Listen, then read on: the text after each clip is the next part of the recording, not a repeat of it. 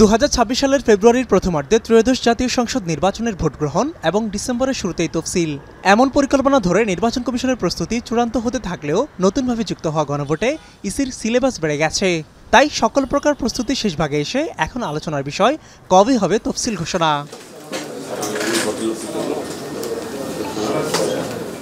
এখন টিভির সাথে একান্ত আলাপচারিতায় নির্বাচন কমিশন সচিব অনেকটা স্পষ্ট করলেন তফসিলের সময়সীমা।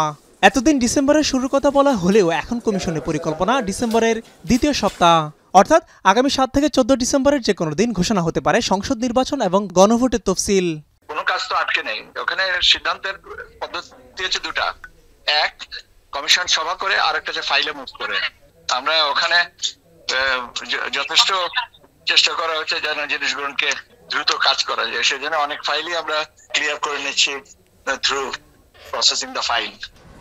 এই যাবৎ অনুষ্ঠিত 12টি সংসদ নির্বাচনের তথ্য বিশ্লেষণ করে দেখা যায় তফসিল ঘোষণার দিন থেকে ভোটের দিন পর্যন্ত সর্বোচ্চ 2 মাসের বেশি এবং সর্বনিম্ন 1 মাসের মতো ব্যবধান ছিল।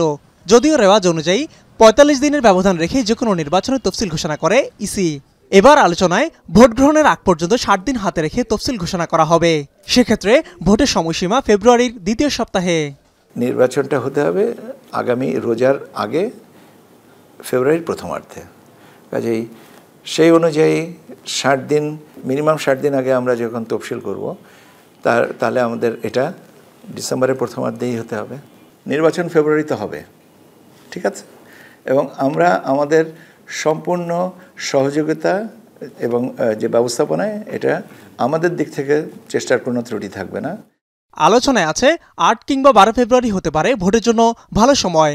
নির্বাচন বিশ্লেষকরা বলছেন ভোটের দিনক্ষণ নির্ধারণে রবি কিংবা বৃহস্পতিবারকে বেছে নেওয়ার নজির বেশি।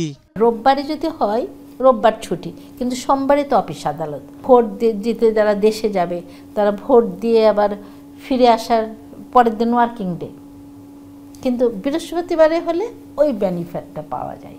সুষ্ঠু নির্বাচনটা তোলার জন্যে সেই সময়টাই দেওয়া প্রয়োজন। আসলে 60 দিন আগে তফসিল ঘোষণা করা দরকার, কারণ তফসিল ঘোষণা করার পরে প্রচুর কাজ থাকে। ইলেকশন কমিশনকে প্রচুর কার্যক্রম, এই যে যাচাই বাছাই থেকে শুরু করে প্রচুর কাজ করতে হয়। এই প্রক্রিয়াটা যাতে সুন্দর হয়, যাতে স্মুথ হয়, যাতে স্বচ্ছ হয়, এই জন্যে সময়টাকে বাড়ানো দরকার। তারা বলছেন এবার যেহেতু সংসদ নির্বাচনের দিনে গণভোট আয়োজন করতে হবে, তাই জনসাধারণের মাঝে সচেতনতা তৈরি এবং আইন শৃঙ্খলার দিকে বিশেষভাবে নজর রাখতে হবে নির্বাচন কমিশনকে। এটা ইলেকশন কমিশনের চ্যালেঞ্জ না, এটা সারা বাংলাদেশের মানুষের চ্যালেঞ্জ। মিয়া আমিরুল, এখন, ঢাকা।